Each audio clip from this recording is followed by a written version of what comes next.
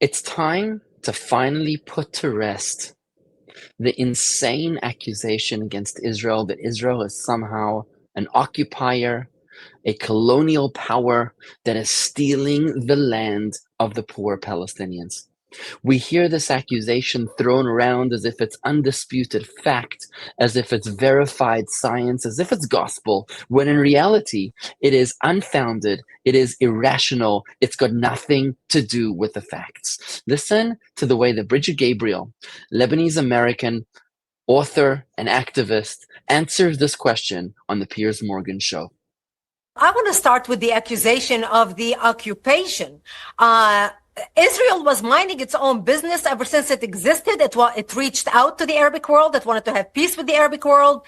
In 1964, when the PLO, the Palestinian Liberation Organization, was founded, the West Bank was in the hands of Jordan. It was Jordan.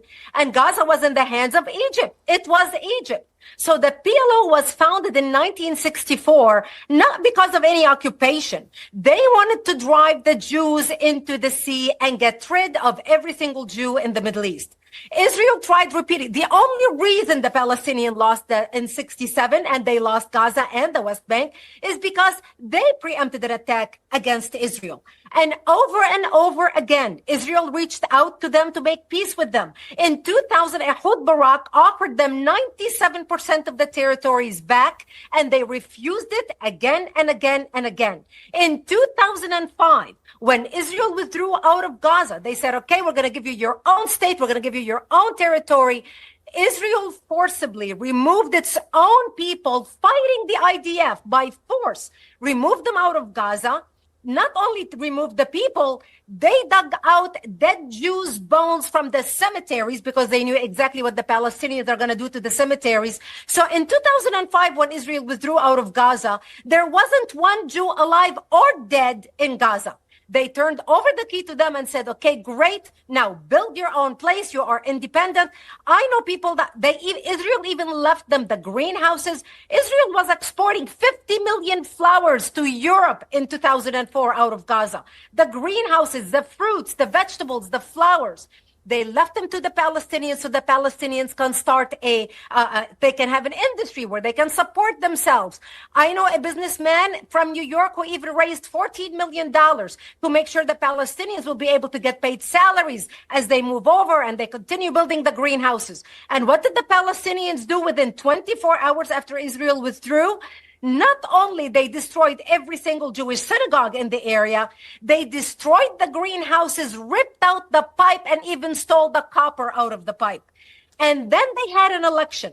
So in their first election, the first woman elected to the cabinet of Hamas was a woman by the name Nidal, the mother of al-Muqawama, they called her, the mother of the resistance. And she ran on the platform, I killed 3 of my sons, because she had videos of her sons, she dressing them in suicide bombers to go kill Israelis. She said, I already gave up 3 for the cause. I have another 7 to give. That's why she was elected. So that's a democratic election for Hamas. Israel did not put the Palestinians in a prison in Gaza. Hamas put the Palestinians in a prison in Gaza.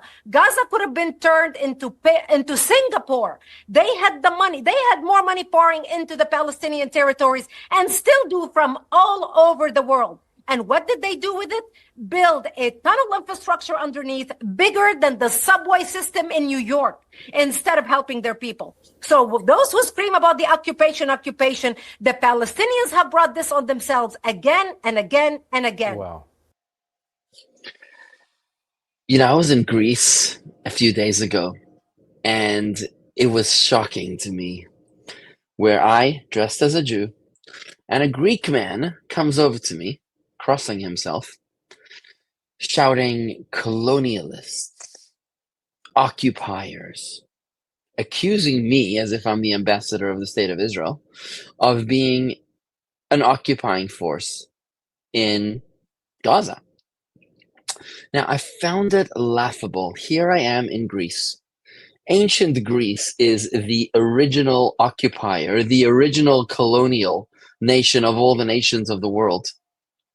These are the ones who conquered the Middle East and all the nations around them. We Jews have a festival we celebrate every December. It's the festival of Hanukkah, when we overthrew the invading, occupying forces of the Greeks who came to conquer the promised land.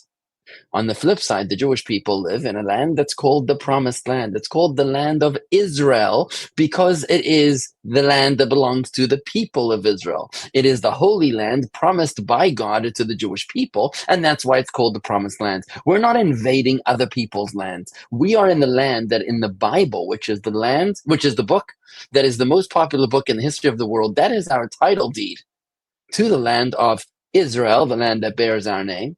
How could we possibly be occupiers in our own land? It was the Greek man, the original occupiers, who was accusing me, the Jew, of being the occupier. The irony was just impossible to ignore. What's happening today is effectively a blood libel.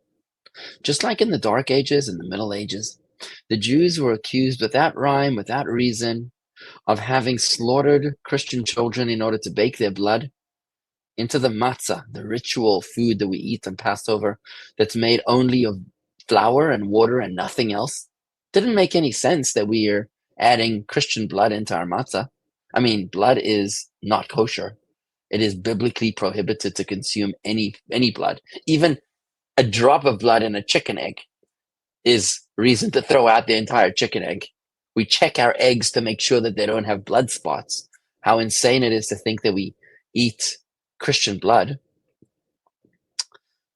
Yet, this accusation of the blood libel, the lie of the blood, caused the death of countless Jews in the villages, towns, and hamlets throughout Europe and Russia, when there was no due process and the Jews were just killed because this lie spread. This is exactly what's happening today.